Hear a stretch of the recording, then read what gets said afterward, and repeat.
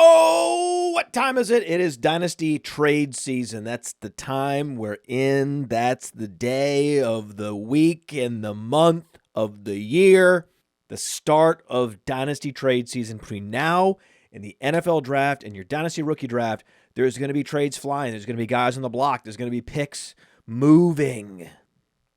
And you need to be the tip of the spear. So let's create a shopping list together.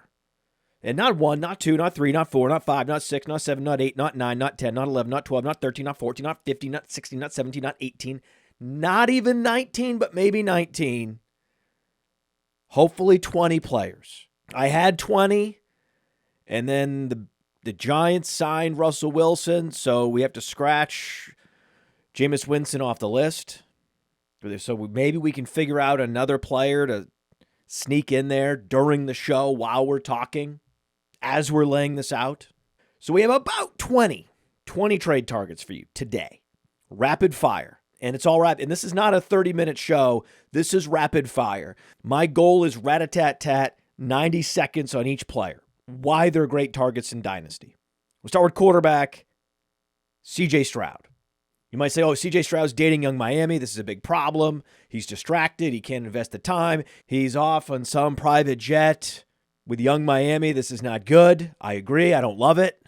But what I'm paying more attention to is Christian Kirk arriving in Houston. Christian Kirk is the perfect skill match for CJ Stroud and the perfect match for their system. They have Nico Collins already at X, and it's the perfect talent configuration for that offense, sliding Christian Kirk in at slot. He was the most successful throughout his career playing out of the slot, both in Jacksonville and in Arizona, and going all the way back to his time at Texas A&M. Christian Kirk's a slot receiver, and he can put up 13-plus fantasy points per game out of the slot. All of C.J. Stroud's best games were with Stephon Diggs playing slot in 2024. And you might say, oh, well, C.J. Stroud, he's not throwing as much. The Houston defense is too good. He actually had more pass attempts last year than he did as a rookie, and his yards per attempt was similar. He even ran more as a sophomore than he did as a rookie. What's the problem here? The difference was the 3 rushing touchdowns he had as a rookie. He's still the same guy that we saw be prolific at Ohio State and prolific as a rookie, especially in Superflex. This is a quarterback you can build around. He's not going to be cheap in Superflex, 2 QB leagues, but it is worth engaging with whoever has him in your Dynasty League, seeing what they might be willing to move.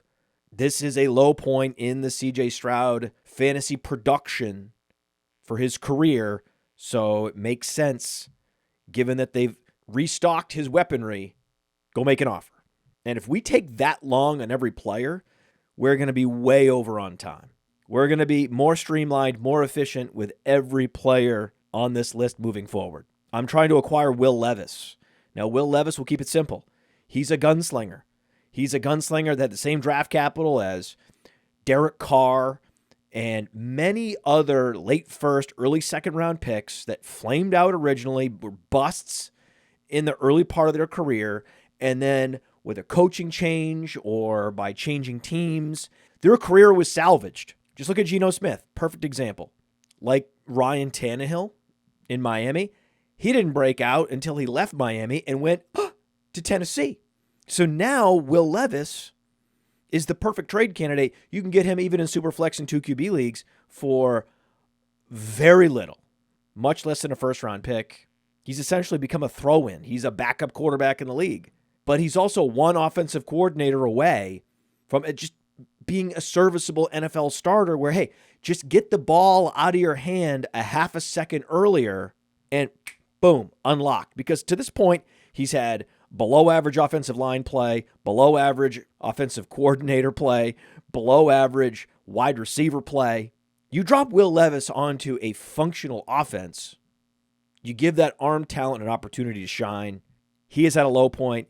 He's young. He's a buy. And while I was considering Jameis Winston pre-Russell Wilson going to New York, we can stay in New York, post-New York, by buying Daniel Jones. It's only a matter of time until Daniel Jones is the starter in Indianapolis because Anthony Richardson is not a functional quarterback. When Anthony Richardson looks into the crystal ball at his future, he sees Trey Lance in a CFL uniform. He can't go through his read progressions fast enough. He can't make accurate throws under pressure. He wants to be a hero, but he doesn't have what it takes to just get first downs, matriculate the ball down the field for an NFL offense. The locker room is going to revolt. His lack of pocket awareness makes him a high risk of injury. So Daniel Jones should start more games this year than Anthony Richardson for that reason. And Daniel Jones will have the best weapons, the best supporting cast of his career. Just like Saquon Barkley couldn't realize his full potential until he left New York. We're going to see that this year from Daniel Jones. He's still relatively young. He's another reclamation project by courtesy of the Podfather.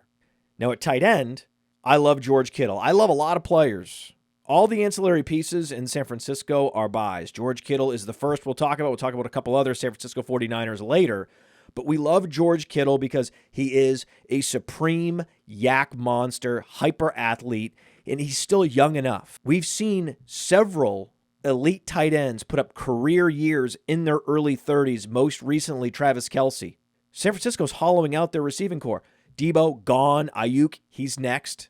They did the same thing in Kansas City, letting Tyreek Hill go to Miami, and then what happened? Travis Kelce was a complete and utter monster at the same age that George Kittle is now. But he's post-peak. He's post-age apex, so now is the perfect time to get George Kittle in Dynasty. And Kyle Pitts, another reclamation project tight end. He's still young. He's still athletic. He's still at the typical tight end breakout age. Because he put up a 1,000-yard season so early in his career, he's now considered a bust. But when you actually just zoom out and look at, hey, how old is Kyle Pitts right now? He's 24. He's going to be 24 when the season starts. Most tight ends don't break out until age 25, 26. How long did it take David Njoku to break out? Hyper athlete, first rounder, age 27? It's plenty of time for Kyle Pitts to make it happen. And this offense, Michael Penix, Drake London, Bijan Robinson, this is a great, potent offense, a lot of touchdown equity. Kyle Pitts is going to get his share of those touchdowns this year. Just watch it happen. Then there's running back Najee Harris. You don't have to be a rocket surgeon. You don't have to be a rocket surgeon to understand that the Chargers have invested more capital in their offensive line than any other team in the NFL. They just acquired a between-the-tackles grinder who specializes in getting 4 yards per carry with a bad offensive line, who can get 5 yards per carry with a good offensive line, and all he does is play 17 games every year. This is what Jim Harbaugh wants. Think they went out and signed Najee Harris because Jim Harbaugh doesn't want Najee Harris? No, Jim Harbaugh wants Najee Harris, and you want Najee Harris on your fantasy team, and the beauty is, most dynasty leaguers don't care much about Najee Harris. Even though he's in the picture-perfect situation, you're just fading a running back in the draft. As long as the Chargers don't draft a running back in round 1, they could. Then Najee Harris, but he's not expensive. And if they don't draft running back in round 1, then Najee Harris will pay huge dividends in Dynasty. And I like a bunch of aging running backs right now. I like Aaron Jones. They just signed him to a 2-year deal. They signed him to a 1-year deal. They saw enough. They said, oh, I like this guy. He's a lightly used race car. He's best comparable to Christian McCaffrey on Player Profiler. Think they re-upped him to a 2-year deal because they don't want him to carry the mail in Minnesota? Yes, they do. And what will likely be a fairly prolific offense, great receivers. And if J.J. McCarthy is just good, not even great, just good, Aaron Jones will look like such an incredible value add in Dynasty, getting him now at this point in the offseason. Don't forget about Rachaad White. Rachaad White put up RB1 numbers as a full-time NFL starter 2 years ago. He was supplanted by Bucky Irving, who put up some of the most impressive efficiency numbers we've seen for a rookie running back ever on playerprofiler.com. Now Bucky Irving is going round 2 on Fast Draft. Get the Fast Draft app in the App Store, Google Play. Use promo code PODFATHER. You get a $50 deposit match on Fast Draft.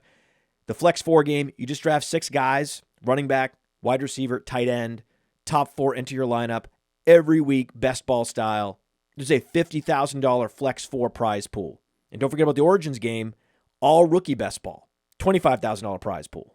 So get that Fast Draft app and use that promo code PODFATHER to get an extra $50, which is 10 free Flex 4 drafts. Oh.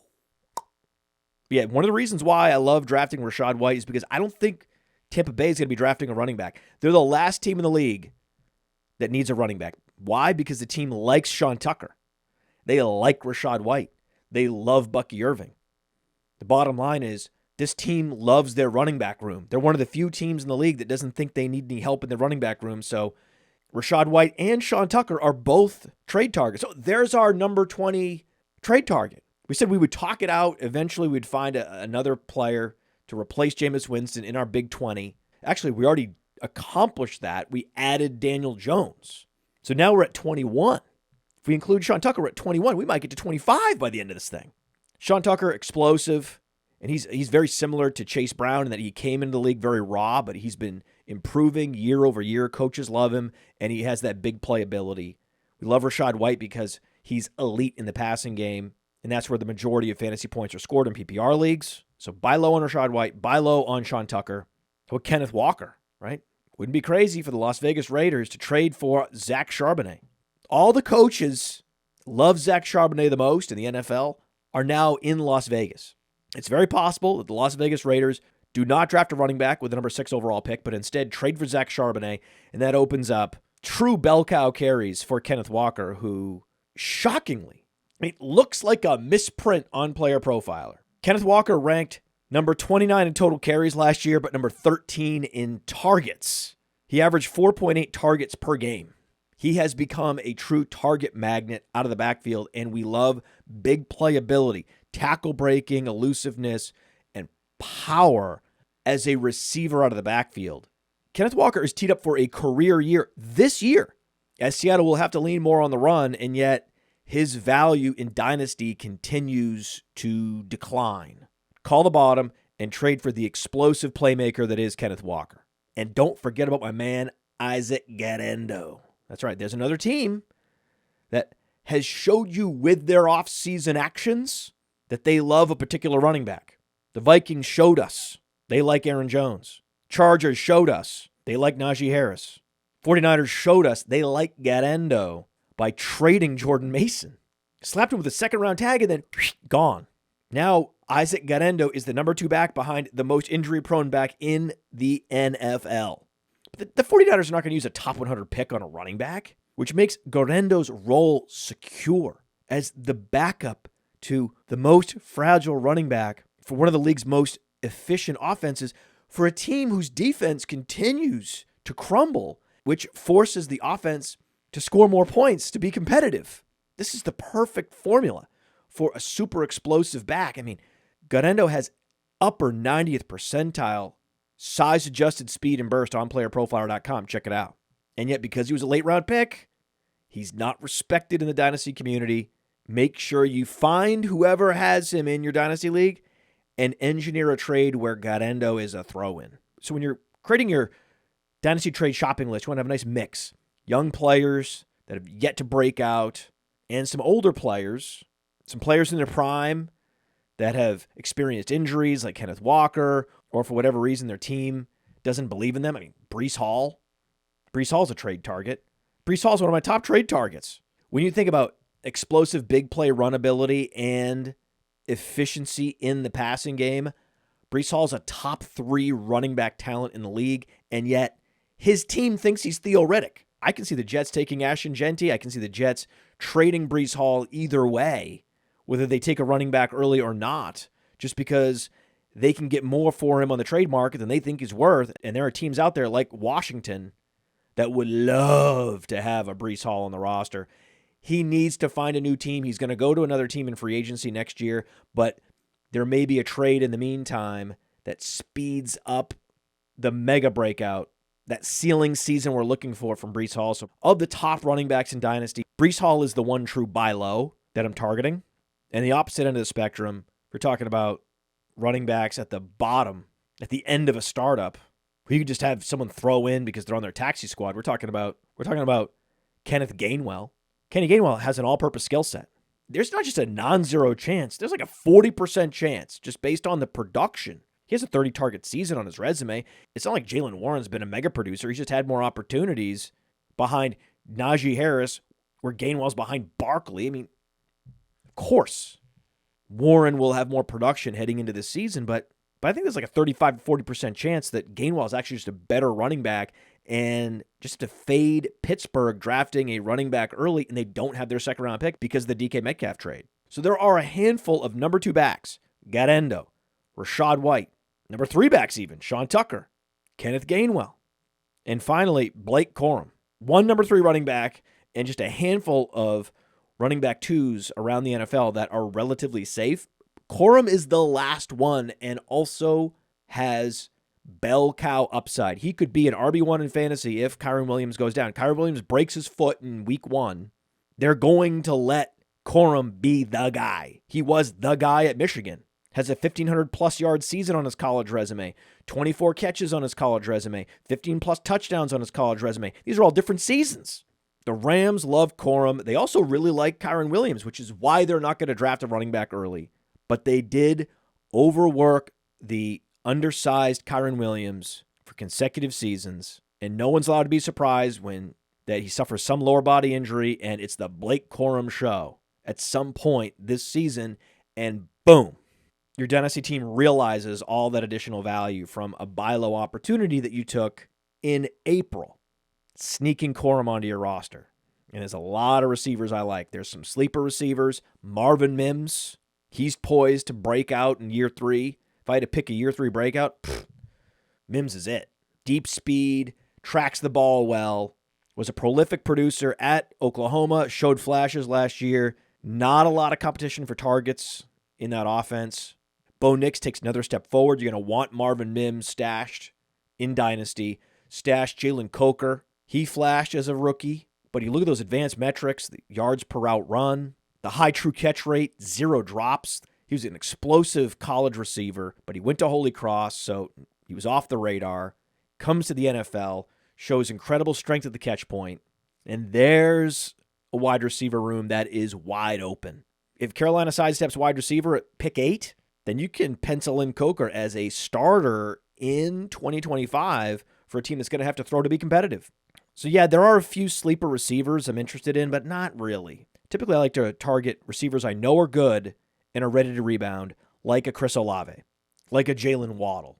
If Olave continues with his career, as Tua has done, as Jordan Reed did, there's been so many players back through time that have had multiple concussions and then would go years without another concussion.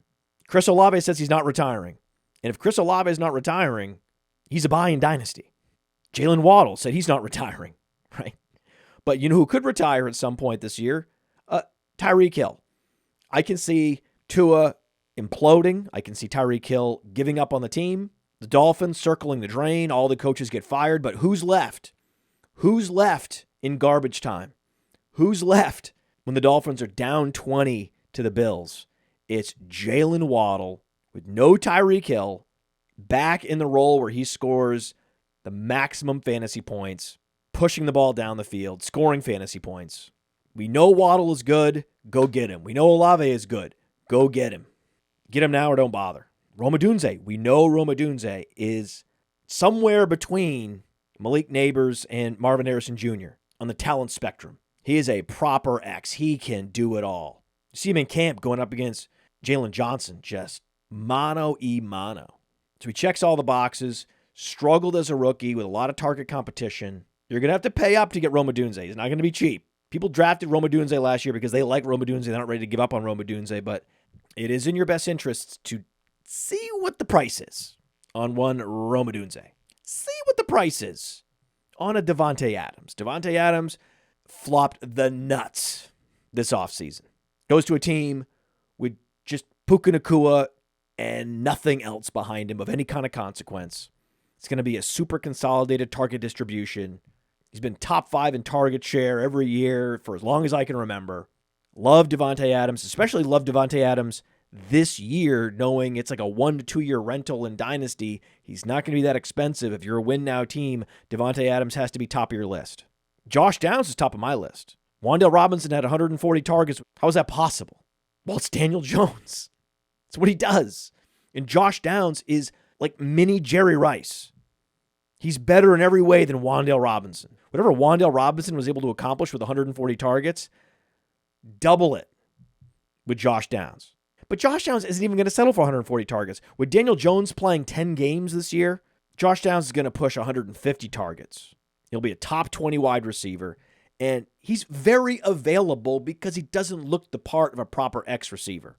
But through 2 years, his first 2 years at UNC, freshman and sophomore season, he was one of the most productive in the history of college football through 2 college seasons because he's a great wide receiver talent that hasn't been fully unlocked because of youth and quarterback play. And against all odds, it is going to be Daniel Jones that finally fixes that problem for Josh Downs. I think we might have hit 22, 23 players. And yet there's one more. There is one more. As I mentioned, I love trading for 49ers not named Christian McCaffrey, not named Brock Purdy, not named Juwan Jennings. So who's that? That's Guerendo. That is George Kittle. And that's Ricky Pearsall. Like Rome Odunze, I put my chips on the sophomore receivers that are most likely to break out. Pearsall was a dominant producer in the context of an anemic Florida offense. He has Deebo Samuel-level athleticism, and though he had a washed-out rookie season because he was rehabbing a bullet wound, he was thriving at the end of the year. Most rookie receivers that miss camp, miss preseason, they're rehabbing, they're slow to get ramped up. You never hear from them as rookies. No. Ricky Pearsall had a quiet breakout in the month of December, which is an indicator for a future full season breakout in 2025. Check him out on playerprofiler.com. You will be impressed with the workout metrics, with the advanced on-field performance metrics, and everything is lining up. The Deebo Samuel trade, the Brandon Ayuk consternation. Juwan Jennings is a solid player, but his best trait is his blocking. Pearsall steps into that Deebo Samuel role, gives you those spike weeks, and you can look back and think, wow. You could draft a rookie receiver from this 2025 class, or instead trade that pick and get the next breakout from the 2024 class.